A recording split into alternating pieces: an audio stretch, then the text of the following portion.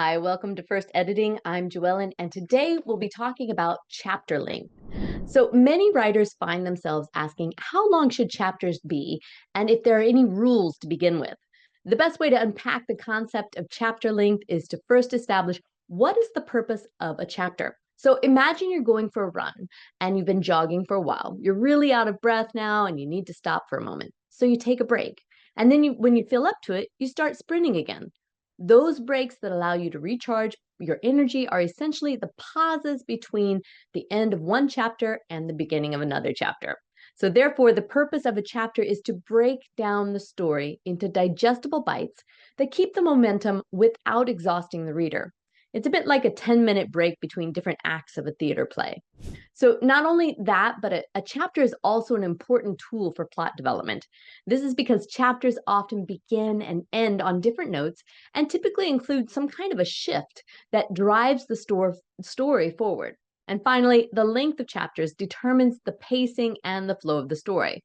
While longer chapters slowly build excitement, short chapters have more of a bang, bang, bang nature, and the pace is quicker and more thrilling. So, of course, nonfiction chapters work a bit differently because their main purpose is to pass along different chunks of knowledge in different sections and build concepts on top of one another. So, however, there's also very important for pace and structure in nonfiction.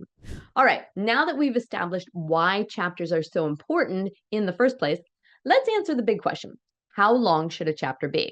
Well, the first thing you should know is that there are no rules for chapter length, only averages and recommendations. So, this is really important to keep in mind because your book might benefit from having a very long or a very short chapter, depending on what you're writing. So, remember that ultimately, it's all up to you. So, on average, chapters are anywhere between 2,000 and 500 words, and this gives you enough space to set the scene, create a new shift, and move the story towards the next chapter. The same goes for nonfiction. However, chapter length differs by genre. Thrillers and mystery novels usually have shorter chapters, many of which would end on cliffhangers because this helps keep the suspense going. And literary fiction or fantasy books can have much longer chapters because the pace is slower and there's a lot to build up. Again, remember that these are only averages, and there are plenty of great books out there that have very long chapters. For example, Harry Potter and the Order of the Phoenix by J.K. Rowling includes a chapter called Detention with Dolores. It has over 9,000 words. And on the opposite side of the spectrum, you've got books like The Invisible Life of Addie LaRue by V. Schwab, and this contains a chapter as short as 3 pages. So, both books are incredibly successful and well loved by millions of readers, which only goes to show that chapter length isn't something set in stone. It also depends on how you structure your chapters. So, for instance, if each chapter is one scene, your chapters are likely to be quite short. While some other authors write chapters composed of multiple different scenes, which of course makes the chapter longer. Now, let's have a look at some examples just to give you a better idea of the average chapter length. The Hunger Games by Susan Collins supposedly has around 3,700 words per chapter.